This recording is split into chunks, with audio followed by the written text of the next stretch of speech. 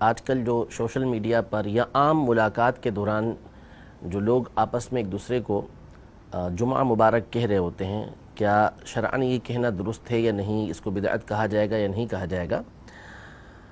تو بعض لوگوں کی عادت ہوتی ہے کہ ہر نئے کام کو، چاہے وہ شریعت مطہرہ کے اصول کے موافق ہو یا نہ ہو، اس کو بدعت کہہ دیتے ہیں اور اس کو ایسا کام کہتے ہیں کہ جس کا کرنا درست نہ ہو، حالانکہ ایسا نہیں ہے۔ شریعت مطہرہ نے اصول و ضوابط ہمارے سامنے بیان کر دیے ہیں کہ کون سا کام نیا ہوگا تو اس کو کرنا درست ہوگا، کون سا کام نیا ہوگا تو اس کو کرنا درست نہیں ہوگا۔ جمعہ مبارک کہنے میں شریعت مطہرہ کے کسی اصول کی خلاف ورزی نہیں ہوتی۔ جمعہ مبارک کا مطلب یہ ہے کہ اللہ تبارک و تعالی جمعے کے دن آپ کے لیے برکت دے، جمعے کے دن میں آپ کو برکت عطا فرمائے، اس دن کو آپ کے لیے برکت والا بنائے، یہ الفاظ کہے جاتے ہیں۔ اور جب بھی کوئی خوشی کا موقع ہو، اہمیت والا موقع ہو، تو اس میں مبارکباد دینے میں کوئی حرج نہیں ہوتا۔ علامہ جلال الدین سیوطی شافعی رحمۃ اللہ تعالی علیہ مشہور و معروف ہستی گزرے ہیں، بہت بڑے عالم، بہت بڑے محدث تھے۔ انہوں نے ایک مکمل کتاب اس حوالے سے لکھی ہے، وصول الامانی باصول التہانی۔ تہانی عربی زبان کے اندر تہنیتن کی جمع ہے، جس کا مطلب ہوتا ہے مبارکباد دینا۔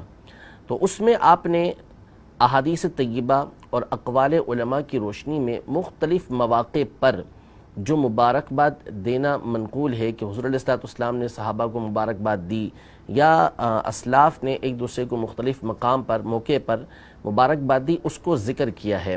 جیسے مثال کے طور پر حج کے لیے کوئی گیا، حج سے واپس آیا، شادی ہوئی اس موقع پر، بچے کی ولادت کے موقع پر، مرض سے شفا حاصل ہوئی اس موقع پر مبارکباد دینا، یہ مختلف مواقع علامہ سیوطی رحمۃ اللہ تعالی علیہ نے ذکر فرمائے ہیں کہ یہ اس میں اسلاف جو ہے وہ ایک دوسرے کو مبارکباد دیا کرتے تھے۔ پھر آخر میں آپ نے امام ابو الحسن المقدسی رحمۃ اللہ تعالی علیہ کے حوالے سے یہ ارشاد فرمایا کہ لوگوں کی عادت ہے کہ نیا مہینہ شروع ہوتا ہے، نیا سال شروع ہوتا ہے، تو اس میں ایک دوسرے کو مبارکباد دیتے ہیں، تو کیا اس میں کوئی حرج ہے؟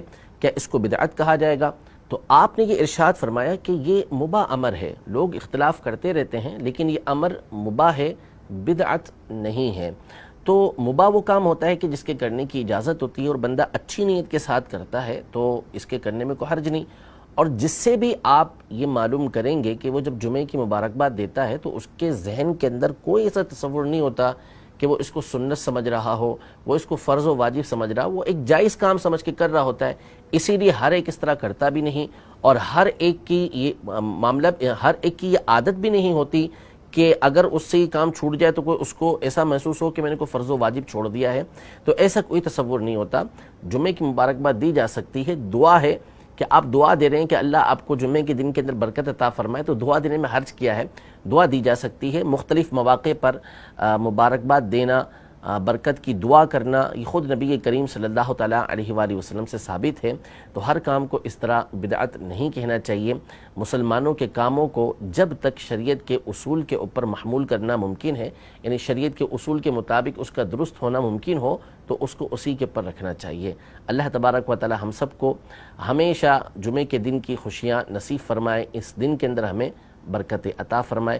آمین بجاہ النبی الامین صلی اللہ تعالی علیہ وآلہ وسلم۔